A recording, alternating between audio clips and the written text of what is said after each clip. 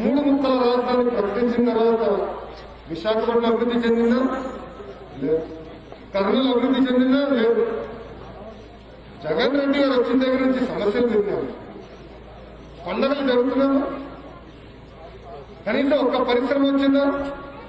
ఆంధ్ర రాష్ట్రంలో పరిశ్రమలని మిగతా రాష్ట్రాలు ఎదుర్కొంటుంది. ఈ రోజు 300 రోజుల నుంచి మహిళలు ఎప్పుడు ఇంటి బయటికి రాని మహిళలు ఈరోజు బయటకు వచ్చి ధర్నా చేస్తుంటే కనీసం శాస్త్ర సభ్యులు రావాలి కదమ్మా. మేము పరామర్శించాలి, మాట్లాడాలి, ఒక మార్గం ఉంచుకోవాలి. వచ్చారా? పట్టించుకునే రాత్రున్నాడు. ఏకంగా మనం ఎగతాలు చేసే పరిస్థితి ఈ రోజు. గతంలో కొత్త ముఖ్యమంత్రి అనేవాడు, ఇప్పుడు ఏకంగా మెంటల్ ముఖ్యమంత్రి అంటున్నాడు. మెంటల్ రైతుల్ని పేద ఆర్టిస్టులు రైతుల్ని ఇన్ని బూతులు తింటుంటే ముఖ్యమంత్రి గారు ఏం చేయాలి? మంత్రులు నిలదీయాలి, అవసరమైతే మంత్రిని బర్తరఫ్ చేయాలి.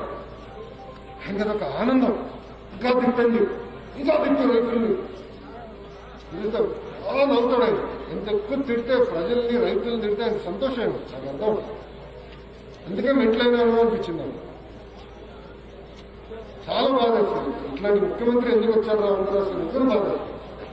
ఈరోజు చుట్టుపక్కల కరోనా ఉన్నా కూడా చుట్టుపక్కల ఉన్న రాష్ట్రాలన్నీ అభివృద్ధి చెందుతాయి, పెద్ద ఎత్తున పరిశ్రమలు పెడుతున్నాయి, పెట్టుబడులు వస్తున్నాయి. కానీ ఆంధ్ర రాష్ట్రం ఏం మనం అభివృద్ధి చెందాం, ఎందుకు చెందాం? కరోనాలో నంబర్ పోటీ పడుతున్నాం, నంబర్ దాదాపు వచ్చేస్తాం. రెండోది అప్పుల్లో నంబర్ ఉన్నాం. మనందరం ఎత్తి మీద తప్పు పెట్టి పోతాడు. ఈ నెట్వర్క్ గెలవడు. 24కి ప్రజలు తల్లిదండ్రులు కొట్టే రోజులు వస్తాయి, నా మీద సందేహం లేదు. కానీ మన ఎత్తి మీద భావి తరాల వ్యక్తి మీద ఇంతవరకు అప్పు వస్తుంది. అలాంటి పరిస్థితి ఆంధ్ర రాష్ట్రం ఎదుర్కొంది. మనం ఎందరో ఉండే హామీ ఇస్తున్నాం.